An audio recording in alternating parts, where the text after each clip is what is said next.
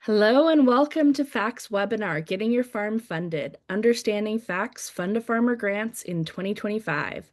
I'm Catherine Hoke, FACTS Humane Farming Program Associate, and I'll be moderating this session. Thank you for joining us. Before we dive in, let me take a minute to do some quick introductions. Food Animal Concerns Trust, or FACT, is a national nonprofit organization that works to ensure that all food-producing animals are raised in a humane and healthy manner. We accomplish this by supporting humane farmers through our humane farming program, promoting policies that make foods from animals safe and healthy to eat through our Safe and Healthy Foods program, and generally help consumers make informed food choices. Please visit our website at foodanimalconcernstrust.org to learn more about all our farmer services. Today, Samantha will be sharing everything about our Fund to Farmer Grants program. We will answer questions at the end of the presentation. Take it away, Sam. Thanks, Catherine. All right, I'm going to share my screen. This is really weird to be on this end of things, hearing somebody else do my thing. And I'm sorry I didn't change that little bit in there. That No, was that's my okay. All right. All right, so it is that time of year again. Our Fund to Farmer grants are about ready to open, and this session will help you get ready to apply, or at least help you make the decision to apply or not apply.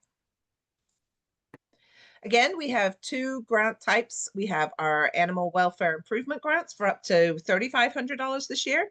And this will be our second year with our systems change and innovation grants. And this year we are offering two of those $10,000 grants. But let me go ahead and go over the eligibility requirements first before we get into the weeds with the two different types of grants. So the most commonly asked question is my farm and or project eligible? So to answer this question, we need to look at four main things. And the first one being, are you a working independent farm? So one of the eligibility requirements is that applicants be working independent family farms or operated by a federally recognized tribal entity. These are farms on which families, individuals, or tribe owners own the animals, and they are engaged in the day-to-day management of the farm and its animals, and derives a share of the livelihood from the farm and produces a livestock product for sale. So should you be selected to receive a Fund to Farmer grant, first of all, congratulations if you are. But you will be required to furnish a copy of your farm's Schedule F or comparable. So it could be a Schedule C, or if you're a tribal entity, then you do not have to share anything. From your most recent tax filing. If you haven't filed taxes for your farm in the past, but expect to do so in 2025, that's fine. You would just need to indicate that on your application, and just plan on getting your taxes filed before we hand out the money at the end of February. So we're going to be doing quite a few interactive examples as we move through, which I think is really fun. And if you don't, just bear with me. We'll get through it. So here's the first one. So we have Judy Allen with Allen Family Farm. And she has been raising livestock for a long time, providing her family with healthy, nutritious food, but she's never actually sold any of the delicious meats she chooses to raise. She does, however, file a Schedule F for the row crops her family raises, which is the focus of her farm business. So is Judy eligible for a Fund to Farmer grant? We're going to do thumbs up for yes and shocked emoji for no. And you can find those emojis in the toolbar at the bottom. I think it's called reactions. I think that's what it says. So I love it. So no, Judy is not, because the Fund to Farmer grants are for working livestock and poultry farms only. So the fact that she does row crops and the animal aspect of her farm is not her farm business, she would not be eligible. But thanks for everybody who participated. So here's another couple of examples. So George is the executive director of Learn to Farm, which is a nonprofit farm school that works with youth interested in agriculture. His farm school sells eggs from their chickens to the community to help support his work. Is George's farm eligible for a Fund to Farmer grant? Again, thumbs up emoji for yes, shocked emoji for no. Okay. So this one's a little bit of a trick question. So no, nonprofits are not eligible. However, if George had a for-profit business entity for which he files taxes for the egg side of his business, then he would be. So here's one more example. Fred with High on the Hog is part of a cooperative of pasture-based hog farmers who purchase feed as a group and market their pork under one label, but they maintain their own independent farms. Fred also leases his land. He does not own it, and he does file a Schedule F. So is Fred eligible for a Fund a Farmer grant? Yes, look how smart you guys are. Yes, there's no requirement that farmers sell directly to the public or that you own the land that you farm. So next, let's look at this in the next big question. I actually got a question about alpacas this morning. So let's look at the animal species that the grants cover. So the farm project must impact one or more of the following livestock species, and then I'll show poultry in just a second. And those animals need to be raised in the US or one of the 7 US territories, and Washington, D.C. also counts. So I get this question every single year, and I wish I could say yes to it. But projects based on rabbits, bees, aquaculture, or the production of raw milk for human consumption are not eligible. And neither are mink and neither are alpacas. So we have to have some humane standards around the animals that we fund or the projects that we fund. And so these are the livestock species, and I'll show you the poultry species in a second, that we have the sort of generally considered food animals, and that we have guidance around as far as welfare. And it makes me really sad about raw milk, but and I used to produce raw milk, and I had a herd share, a raw milk herd share, but our Safe and Healthy Foods program does not like raw milk, so we cannot do anything related to raw milk. If it's just related to the animals, then we can't do that. But so sorry about that, about the mink and the alpaca and the rabbits. Rabbits seem to be the worst for people. The species of poultry. So these are the species of poultry that need to be raised in the US or one of the 7 territories or DC. And currently projects related to on-farm slaughter are not eligible. We review that every year, and because a lot of our funding comes from donors, we sort of have, or like just individuals donating to FACT, they do not like the idea of on-farm slaughter. Hopefully that will change in the future, because I process my birds on farm. So it would be very helpful, I think, for people to be able to get the right equipment. We are looking at maybe some stun guns being eligible, because that is a more humane way to slaughter if you're using a stun gun first, but we're not there yet. Maybe next year, cross fingers. Oh, and quail are not one of the species we have approved. And again, that's the same reasoning for the alpaca and the rabbits, more rabbits than alpaca. All right. So let's go over a couple of examples. We have Sally and June with our Slice of Heaven farm, and they would like to cross fence a 10-acre pasture for their dairy cows, from which they sell raw milk for human consumption. And this is a trick question. I'm going to tell you that ahead of time. So is Sally and June's project eligible for a Fund a Farmer grant? Oh, everybody's saying no. I feel really bad. So actually it is, so long as the project does not directly relate to the production of raw milk. And if you do produce raw milk, don't tell anybody I said this. This is a secret. This is our secret. But if you do produce raw milk, don't put it in your application. Just put that you want to do something for your dairy cows and focus on the animal welfare part of your dairy cows, and don't mention the raw milk. Because the second the raw milk is mentioned, if I can catch it, I'll email you and ask you to change it. But so just so you know, it is eligible so long as it's not related to the raw milk part of it. So, all right, another one for you. Alan with Floppy Ear Farm produces mostly rabbit on his small farm. He sells eggs from his flock of layers to the community. His project will benefit both his rabbits and his layers. Is Alan's project eligible? So thumbs up, shocked emoji. I wish they had a thumbs down emoji, but they don't. They just have a shocked emoji. So yes, most people are saying yes, it is eligible, so long as the focus for the grant is on the layers and not focused on the rabbits. All right, so now we'll get into the nuts and bolts of each of the different grants. So there are 3 categories to choose from with our 3,500 animal welfare improvement grants. You can choose your category on the first page of your application. These categories are there to help us see which pot of funding you fit into. So it's really not that big of a deal. Don't stress out about it, and we'll move you into a category that's going to be more advantageous to you if you happen to choose the wrong category. But really, it's just don't stress out about it. It's just do your best. So there are 3 different categories, and there's a different requirement based on each category. So if you're looking to improve the lives of your farm animals, you should choose the animal welfare improvement category.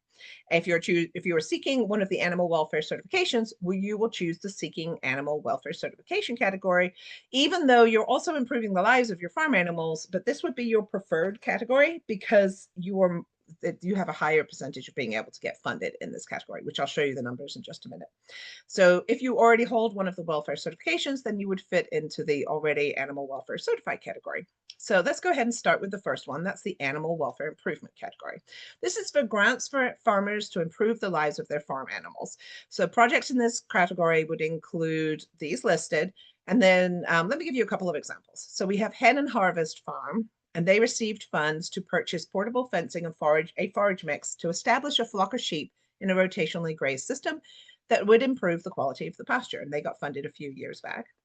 High on the Hog Farm also received funds to protect and maintain ongoing silvopasture developments by adding hot wire/deer fencing and incorporating natural soil building strategies such as compost tea applications for chickens, sheep, and rabbits on pasture. But in the application, they really focused on the chickens and the sheep. And our welfare improvement grants are underwritten by Food, Land, and Opportunity for farmers within a 200-mile radius of Chicago. But most of the funding is from people who just donate to FACT during our different time, our fundraising activities we do sort of throughout the year. So anytime if you see any of those fundraising things that we've got on our social media, please share them, because if you share them, that's just more money that we can put into these grants, and then that's more people that we can fund.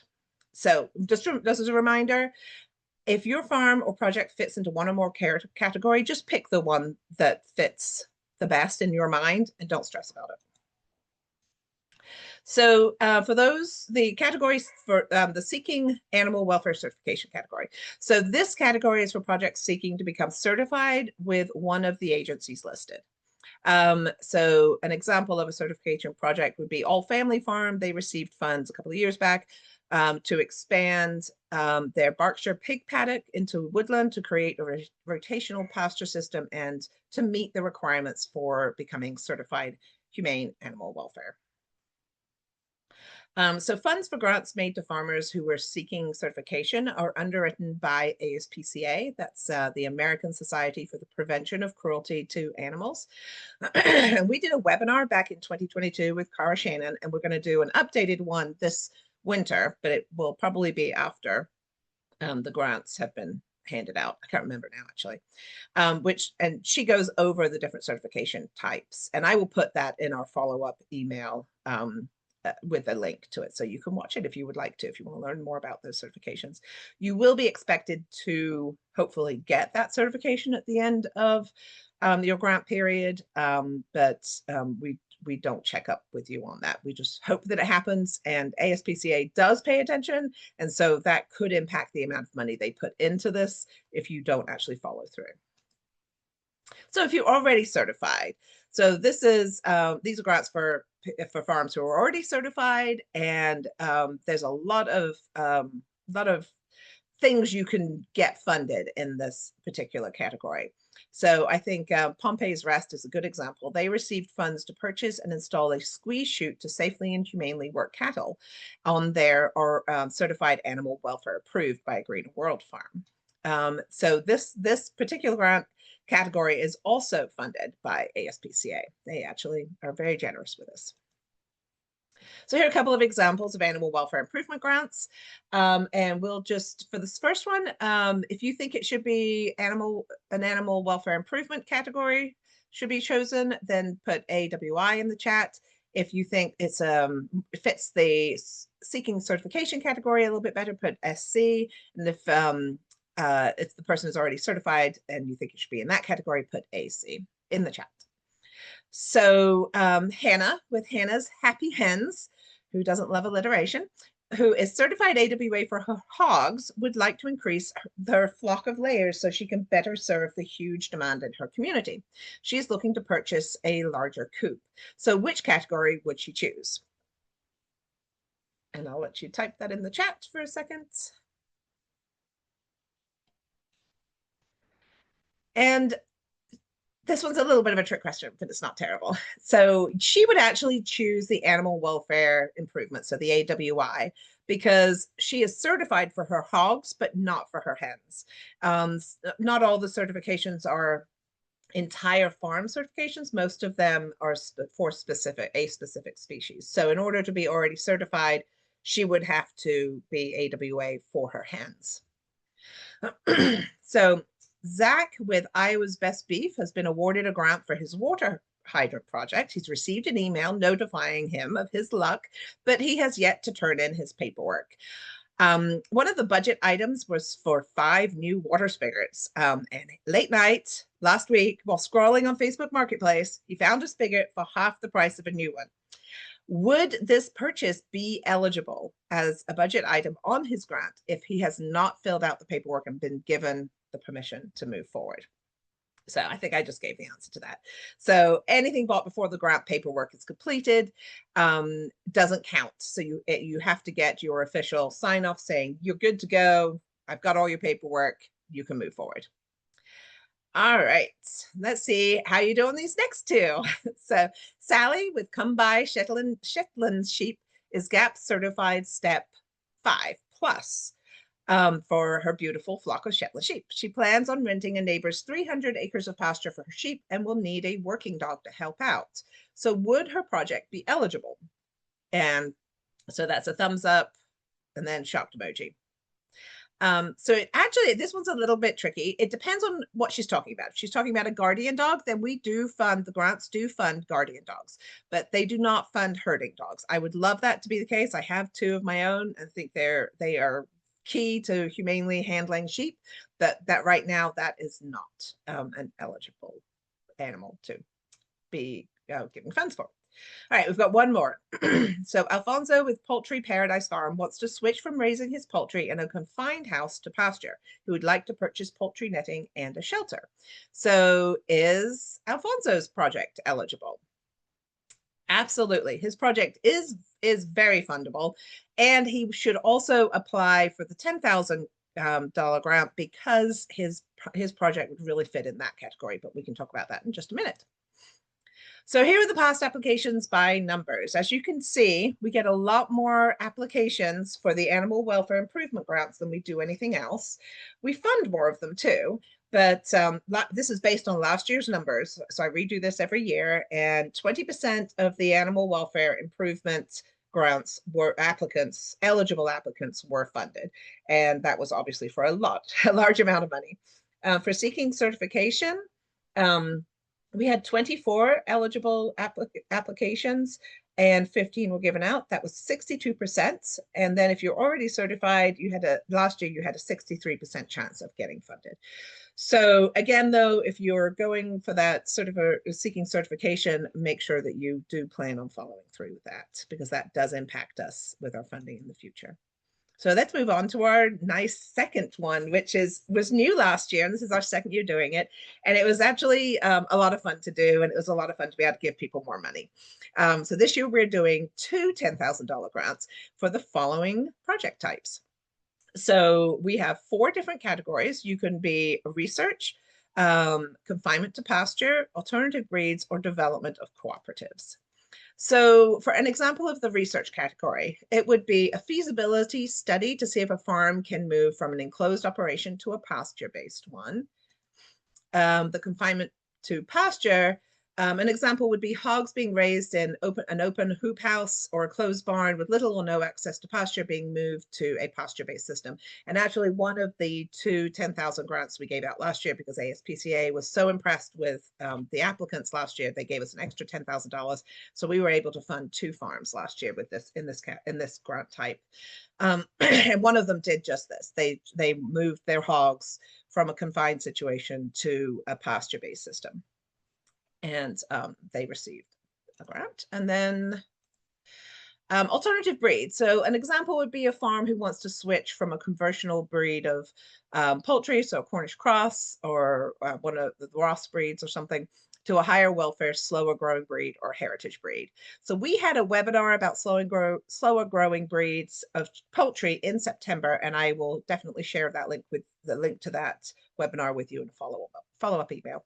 And the second $10,000 grant we gave out last year was for somebody who's switching from Cornish crosses to pioneers, is what they switched to.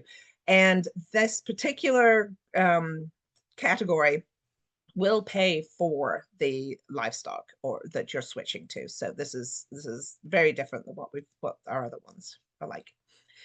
So the last category is the development of cooperatives. And so this is for farms interested in developing a cooperative market for their pasture-based products. So let's look at a couple of examples and see which category, this first one, let's see which category you think they should be in. So Josh Peterson's has a value-added dairy and feeds the way from his cheese making to his hogs that he has housed in a hoop house. He would like to move his hogs to pasture. Which category would he choose? This is an easy one. So just type in the chat, R for research, CTP to confinement to pasture, AB alternative breeds, development of cooperatives, DOC or DC is fine. So I'll let you guys do that for a second. When we move on to poultry, Alfonso with Poultry Paradise Farm wants to switch from raising his poultry to a, oh, sorry, I should tell you which category first, shouldn't I, before I move to the next one? Sorry, I'm getting so excited. So obviously it would be confinement to pasture would be the category that would best fit Josh. And if he chose research or one of the others accidentally, I would move him to that category because I think that would be a better fit for him. So Alfonso with Poultry Paradise Farm wants to switch from raising his poultry in a confined house to pasture. He would like to purchase poultry netting in a shelter. Is his project eligible? And you will recognize this project because it was the example I gave for the certification. Well, not certification, the welfare improvement grants. And he is actually eligible for both grants. He should apply for, and anybody can do this, you could apply for both grants. If you're lucky enough to get funded for both, you will have to pick one or the other. You can't get funded for both, but you can pick both. And they don't have to be for the same project. They could be for totally different projects.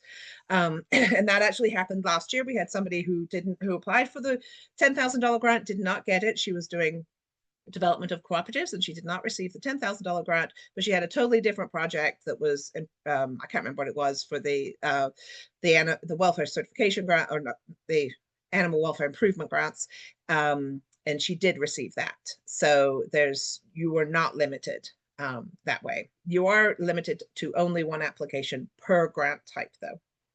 All right, so here's a couple of examples.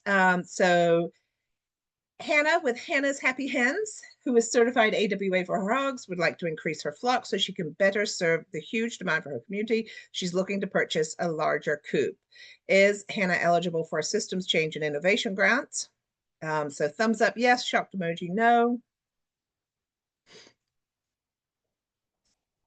So those of you who said no would be correct. Her hens are already on pasture, so this project would not mean a change in how she does things. It would be a totally great project for the welfare improvement grants. So one of the stipulations of ASPCA's funding is that these grants should help farmers not currently on pasture get their animals out on pasture. There is one exception, however, which I'll share after our next example. So Jefferson with All Poultry Farm has been raising fast-growing Cornish crosses on his farm for 20 years. Recently, he has noticed a change in what his customers are looking for and would like to switch to a slower-growing breed like a Pioneer or a Freedom Ranger. Is Jefferson eligible for systems change and innovation grants? Yep, everybody's right. He is, and he should choose the alternative breeds category. All right, so here's a further breakdown of the numbers for our first year with the $10,000 grants. We had most of our grants were confinement to pasture, and we did award one out of that category. And we had 10 in the alternative breeds, and we awarded one out of that category. And to be quite honest with you, almost all of the top 20 applications were in that confinement to pasture or the alternative breeds. We did not have anybody in the research or the development of cooperatives in last year's cohort that, or our application pool, who scored particularly high. So I don't really know why. It may have just been personal to them, or just that it's harder to write those. I'm not really sure why they turned out. I don't review the grants. There's a group that does that. So group of 6 people. So we have a guide for applying online. We use Good Grants as our application for our application process, which is very user-friendly. And once you apply, most of your communications will come through their portal initially. So make sure you check your spam folder frequently over the next few months. So if I feel like maybe you don't have good enough photographs, and I feel like that might, or Catherine and I feel like that might hurt you, that when you get into the review process, we'll reach out to you through Good Grants and say, hey, you might want to switch out some of these photos. I think it will help you if you switch out these photos, or if you've got some incorrect information or you're missing some information, we do try to help you with that kind of thing. So we do have a short video covering how to apply on our grants homepage, and we also have it housed on our YouTube channel. So this is basically the application process. You can see that the review committee will start, Catherine and I will start looking at them, making sure everything's in order, and we'll reach out to you if we feel like you're missing something, or that there's something that would help you if you improved it, or something. But I don't know, we do lots of different things. But the final grant committee will not receive the grants until after the application deadline. But we will start looking at them before that. The grants committee will then have their final decisions made by the middle of February. And as soon as all the paperwork is submitted and you get the okay from me, you can start your project. And then funds will be dispersed in late February, and the final reports are due June 1st, 2027. So how decisions are made? I think this is another big question people have. The review committee, which I said is 6 people, and they're all over the sort of the spectrum of where they are in their farming process, but they all have farming experience, except for our executive director, who's on that committee, who does not have any farming experience, but he's still on the review committee, and we love to have him there. So the review committee will be looking at the following things: how well the proposed project will help the farm improve animal welfare, how well the proposed project is designed, and if it will help the farm reach the intended goal. The applicant's commitment to achieving certification, that would just be for the seeking certification category, and if there is sufficient expertise to complete the project, and if the timeline and proposed steps are achievable, and if the budget is reasonable and related to the project. So in general, while the number of animals that we benefited from the proposed project, that's not a standalone factor, but it might be taken into consideration when scoring comparable projects. So if you've got, maybe 50 hens and you want to write a project for 50 hens, but then you could write another project that might, you might have another application with a project that would help maybe 30 hogs, and either one of them would be really great for your farm to get funded. Your chances of getting the 30 hogs that project funded over the 50 hens is you have a better chance of getting that funded, just because it's more animals. And if in the information I'm sending out, I'll also send you how the scoring is done, and it goes through the animal numbers and how the animals are treated as far as the number of animals and animal units. And so you need to reach 100 animal units before your application will get to the second stage. So anyway, I'll be sharing a bunch of resources in the follow-up email. But other than that, we can get to questions. All right. I just want to clarify on the last thing that you were mentioning, the 30 sheep versus, which you sort of explained, but 30 sheep being more animals than the 50 hens, meaning more animal units. More animal units. Yeah. Yeah. Um, All right. The first question we have, which I think is from the photo on the intro slide. Whose Texel sheep are those? Are they yours? No, they're not mine. I think, oh dear. Where is that photo from? Uh, I probably have them listed on, I just love that photo. I reuse it all the time because I think it's a fabulous photo. But it might be on our uh on the thing, the description where you could sign up and register. Is it on there? I'm not sure. I'll Um, find out and I'll put that in the follow-up email. Here, let me write myself a note. see.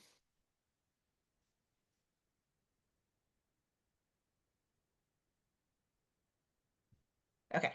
When you were talking about the animal improvement grants that are underwritten by Flow, you mentioned the 200-mile radius to Chicago. Somebody had a question. Does the project need to be located near Chicago? Within a 200-mile radius of Chicago. And I do it from like as far out as I can. So it's not from the center of Chicago. I try and go as far out as possible. You have a really good chance of getting funded if you are living, if you farm within a 200-mile radius of Chicago. You have a very good chance. Just let me tell you that. You have a very good chance. So just put your application in if you live within a 200-mile radius of Chicago for sure. And Catherine, maybe we could run the poll while people are thinking about the questions. Thank you. Let's see. Okay, I'm going to run a quick poll. If everyone can answer it, it really helps us get funding to keep our webinars free. Just a couple of questions here, and there we go. And yeah, if you have any questions that you haven't already gotten into the chat or into the Q&A, please put them there because we have plenty of time to answer questions.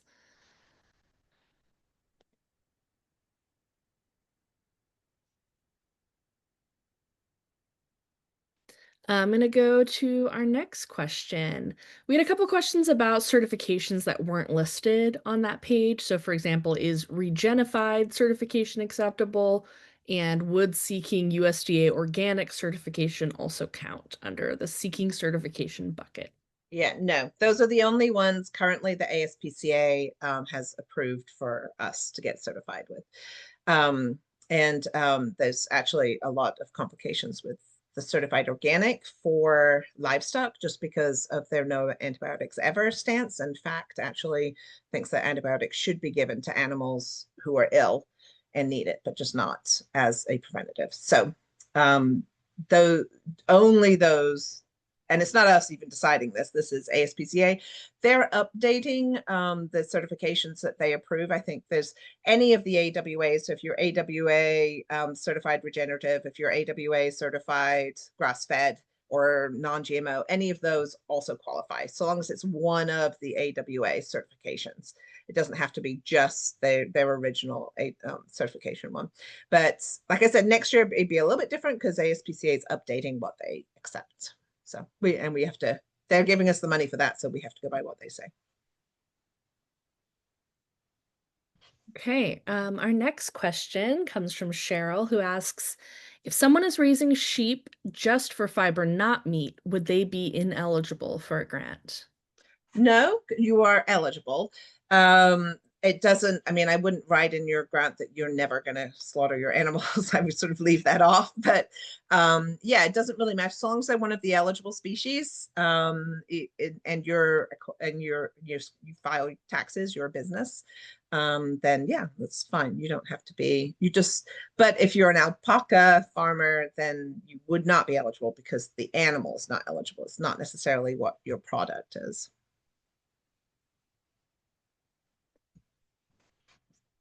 Would you please share other examples of nonprofit farms who have qualified, if Schedule F is the only piece needed and necessary to qualify?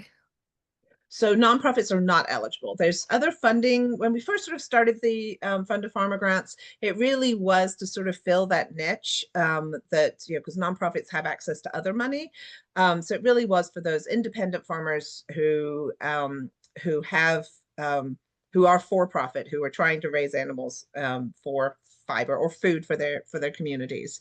Um, just an easy, simple, very quick grant application, and trying to keep it as simple as possible. And so nonprofits, we decided pretty early on, have other avenues where they can get money, and that this really needs to be for working farmers who are for profit. All right. Is solar panel installation or irrigation equipment acceptable? Not solar panels, but unless it's like solar panels, maybe I could see if you're doing a project where you're for your fencing, you're doing solar panels for your fencing, I could see that. But if you're doing solar or even Running a for well, running potentially. well, yeah, that kind of thing, but not for like your house or something like that. Or it could be, I guess, for your milking parlor too, as long as you're not doing raw milk. And then, yeah, and irrigation definitely is. We have quite a few projects that are focused on irrigation to get water all over the farm. All right. Jeff asks, I just started my farm last year and I have only 11 goats. Is that too small to apply?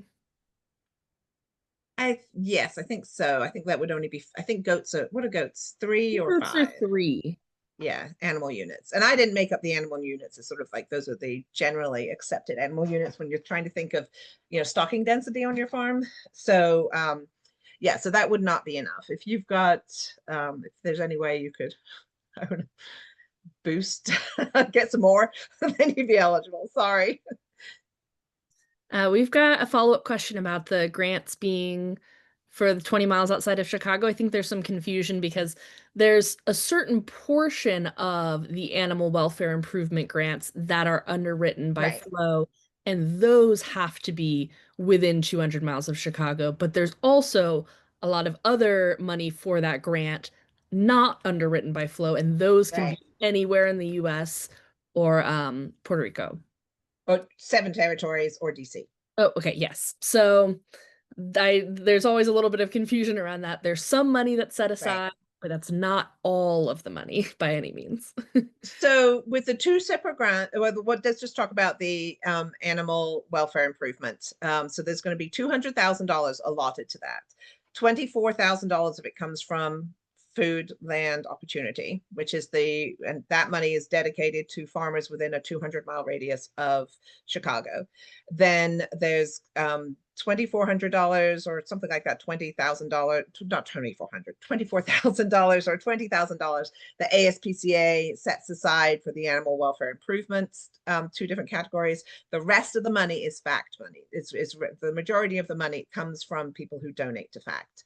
And there's no stipulations with that money. And so that's for anybody without, in the entire United States. So there's only out of that $220,000, only 24,000 of it is dedicated to 200 miles of Chicago. The rest of it is the territories, DC, and nationwide. I'm seeing some more questions go into the chat. If you could put them into the Q&A, that will make it easier for us to get to them and answer them. I'm seeing good questions, but I don't want to get distracted from my mission of Your what's in the mission. Q&A. Stick with the program. Our next question is, I'm looking into solar grazing for my sheep and will be applying for a livestock trailer. So if my grant is awarded and I purchase the trailer and have some funds left over, do I need to keep receipts to equal the grant amount? Yes. So put in the amount. Yeah. So don't ask for more money than you're going to need, because yeah, that would just don't, because then that's money that can go to other people. So just if all you want to do is get a livestock trailer and it's going to cost you $1,200, then just put your application in for $1,200. You don't have to do the whole $3,500. And if you do have a project that's really large, like a $40,000 project, then this is probably not the right program for you. But if you have a part of that $40,000 project, so like that, maybe it's a livestock trailer, then that would be a good, so just ask for that part of your bigger project. Because when we look and we see, okay, they want $3,500, but they're going to be paying the rest of it, the 40,000 out of pocket, then we're like, this is not the likelihood of them being able to do this when they're doing the rest of it out of project pocket is unlikely. So then that'll put in some questions. But if there's a part of your project, so I actually, because I used to, but I wasn't working for FACT, I actually received a couple of Fund a Farmer grants. And one of the grants I did was for a watering system for my hogs. The bigger project was I was doing a pond exclusion project with my soil and water, and I had a grant to do the pond exclusion project. And then I was going to do some extra piping down to my hogs and some automatic waterers for my hogs. The first time I applied, I did the whole thing. I said, okay, this is like a $20,000 project.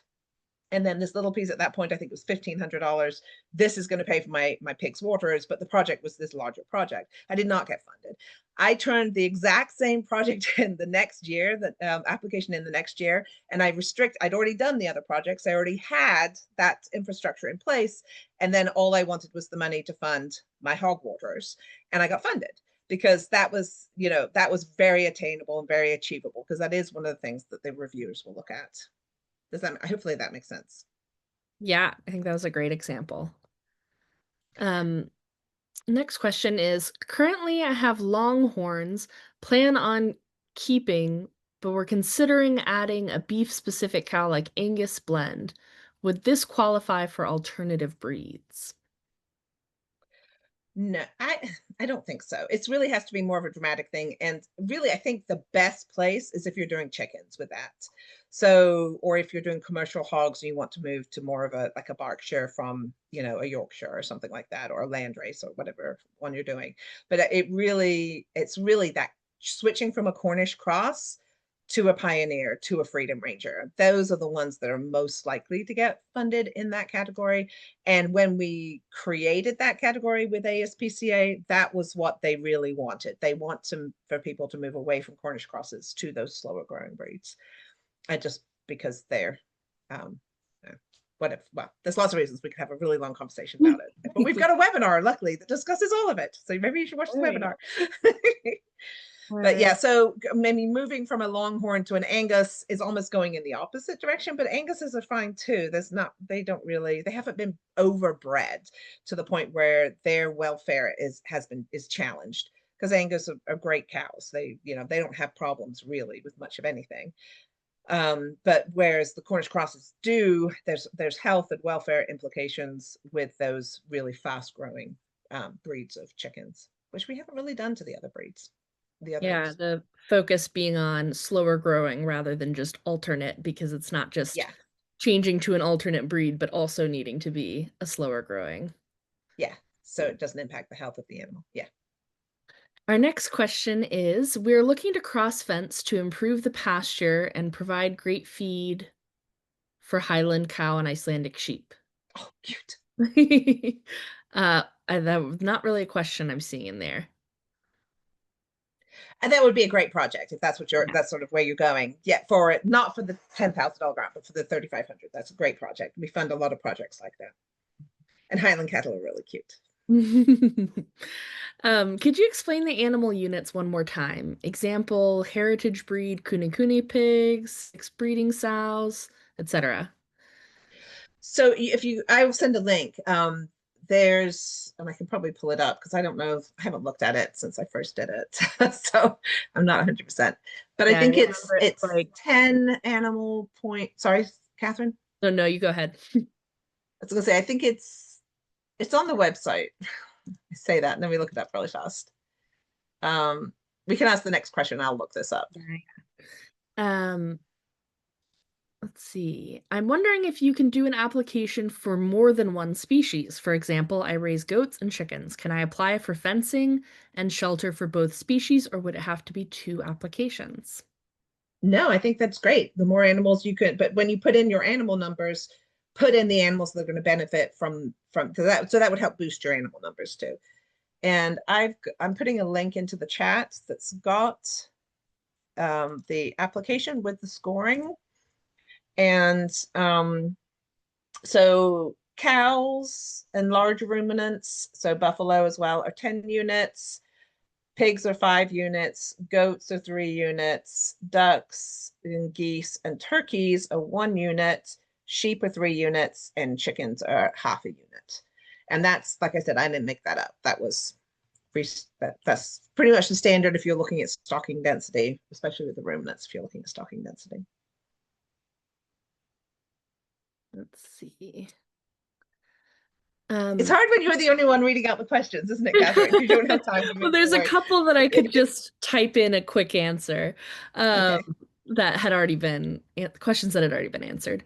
Um, are you able to seek a project that involves a number of ways to benefit laying hens, like purchasing a variety of products to improve their welfare in different ways, or should it be focused on one method, one improvement?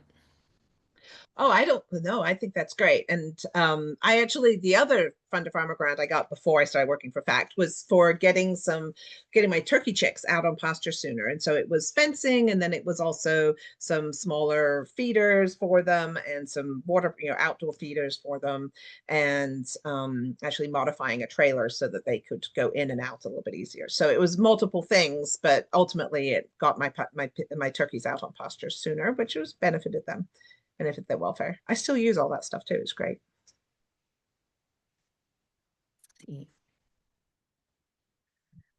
Um, are no fence virtual fences to expand pasture without hard fences, something that would be approved in the future?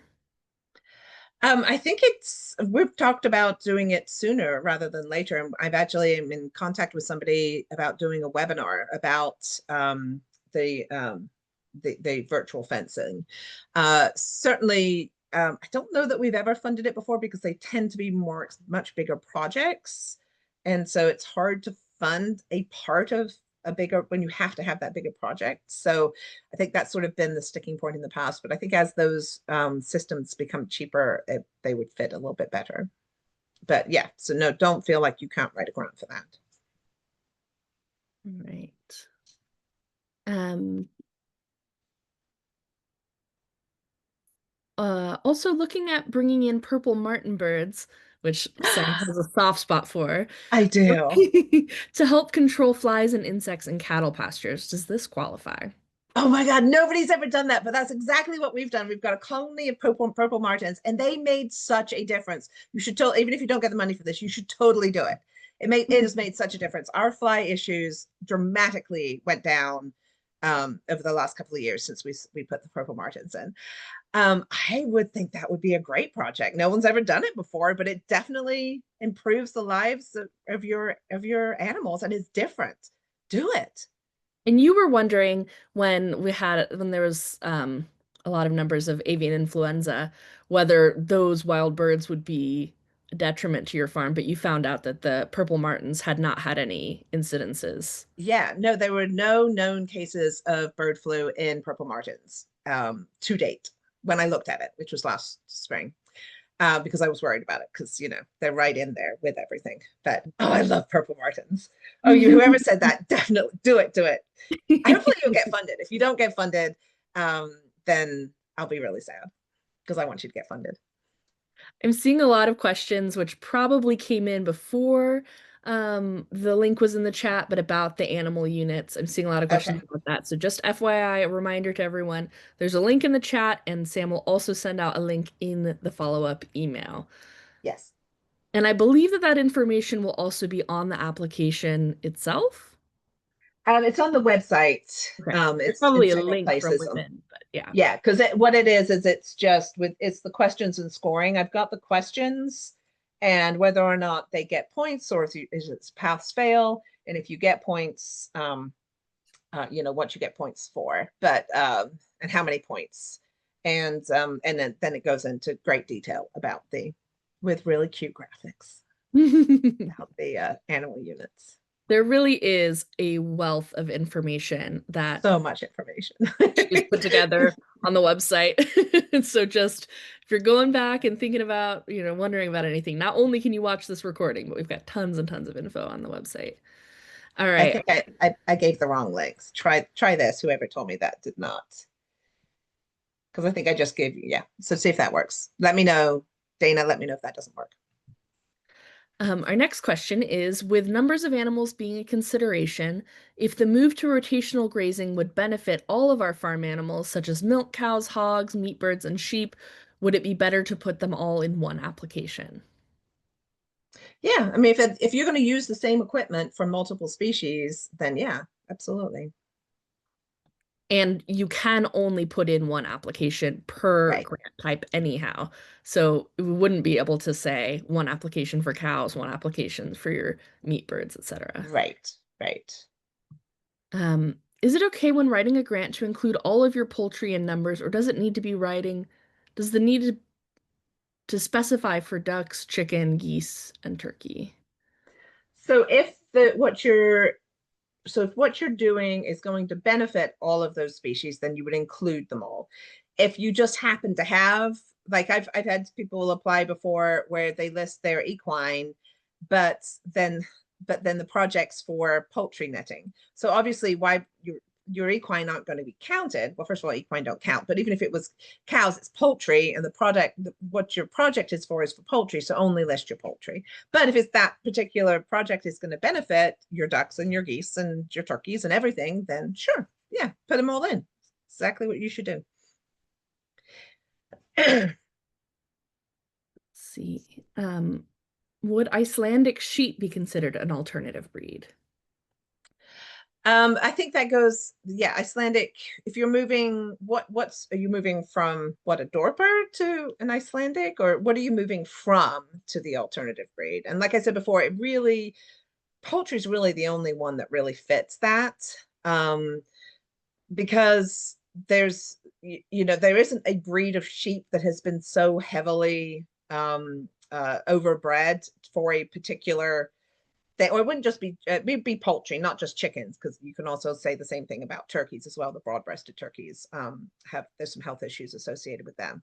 So it really is not just that you're trying a different breed, it's more that the breed you're moving from a breed that has been heavily inbred and is not a healthy animal in general. It has more health issues, not healthy animal. This has more health issues, has higher mortality, has trouble walking.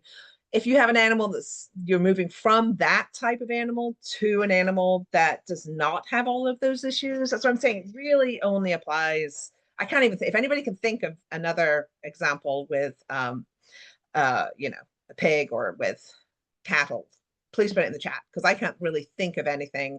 It to me it really fits those broad-breasted breeds to a non-broad-breasted or a Cornish cross, away from a Cornish cross to like pioneer, that still only takes 7 weeks to get to processing size. So it's only 2 more weeks, and they eat less than a Cornish cross. So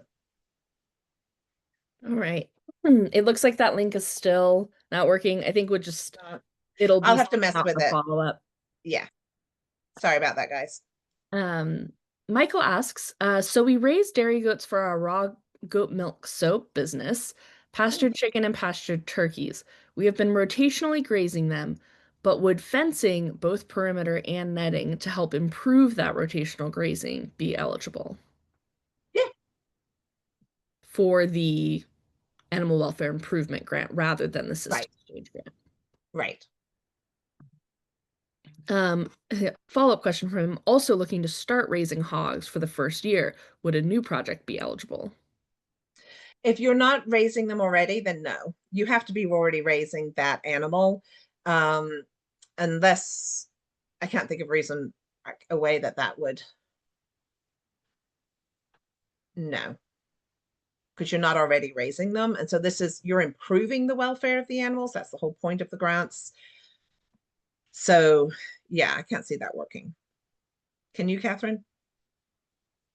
No, yeah, I think So focus on something. Maybe there's some equipment, some cross fencing, or getting water to different parts of your farm that would benefit your new operation. That it benefits your existing operation as well.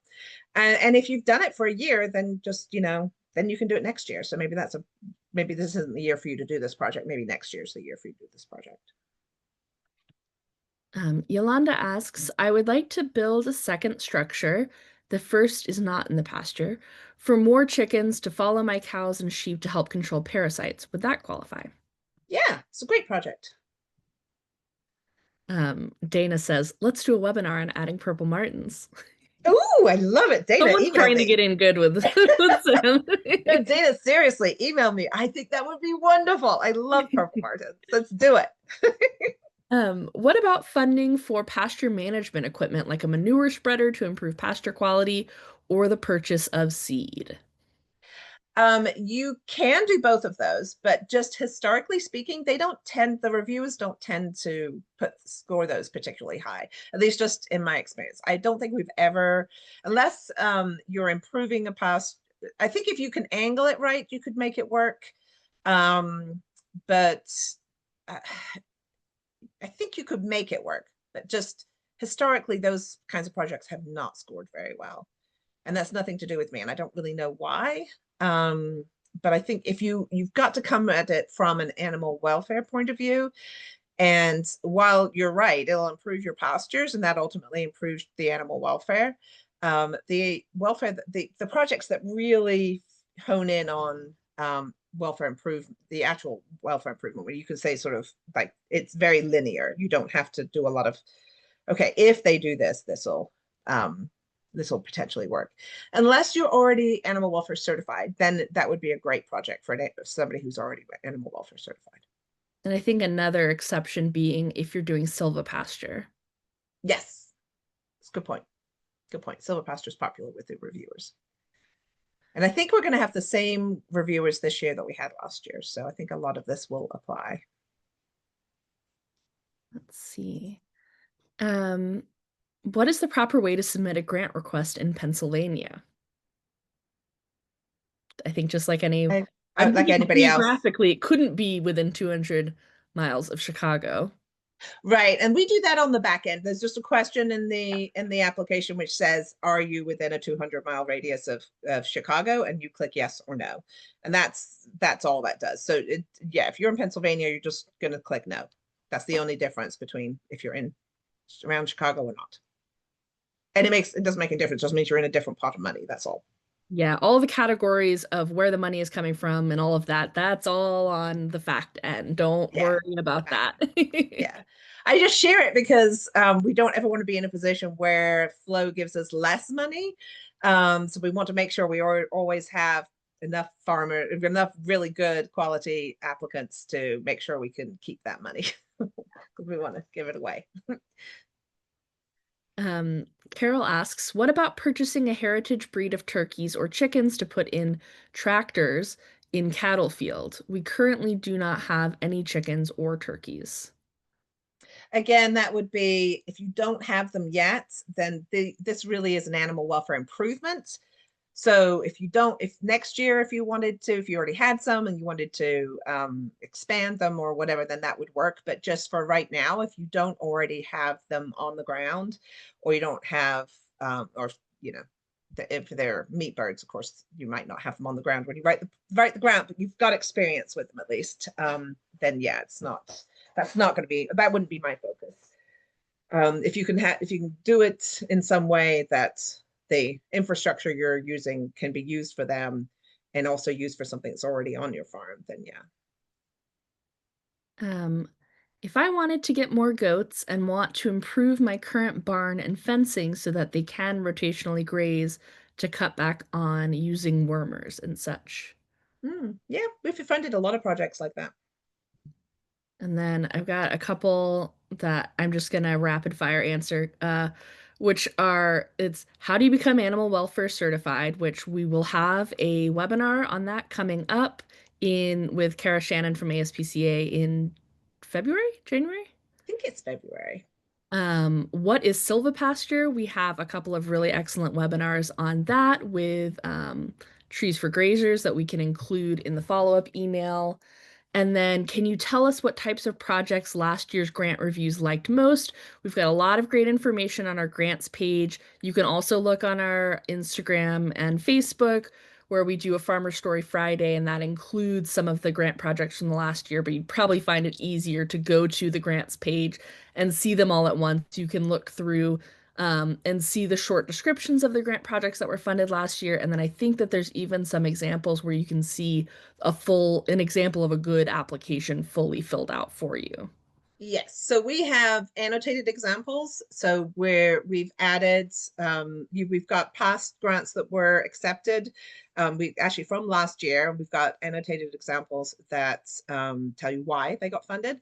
We also have a list, and this is all on the grants page, so you can find all of these links on the grants page. There's also a you can view towards the bottom of our grants page, you can view our 2025 recipient farms and projects. So you can see a summary of all of the farms that we funded last year. And there's also some commonly asked questions. There's a link for that. And then a link to apply, which the application will become live November 1st. And yeah, so should be able to find all of that on the grants page. Yes, and the link to the grants page will also be on that follow-up email because we just got another question about where is that link. And that is the end of our questions. We wrapped up just in All time. right, We're good. at 2 o'clock. All right, perfect. Oh, I need to do one last thing before we sign off. Let's see. If you don't mind, Sam, I'm not going to share the slide because that might just take me longer. That's okay. Before we sign off today, recording of this webinar and the slides will be available this afternoon or tomorrow morning. These documents will be archived on our website, and Sam will email them to you all today or tomorrow. We're taking a break for the month of November, but we'll be back on schedule on December 2nd for Subscriptions That Work: How to Generate Recurring Revenue on Your Farm. Samantha will send links to this and all our upcoming webinars and other opportunities for farmers and ranchers in an upcoming email. Thank you so much for everybody who joined us today and all of the wonderful questions and interaction in the chat. We really appreciate it and hope to see you at a webinar coming up soon. Thanks, Have a good everyone. Thanks, Catherine. You did a great job. All day. right. Bye.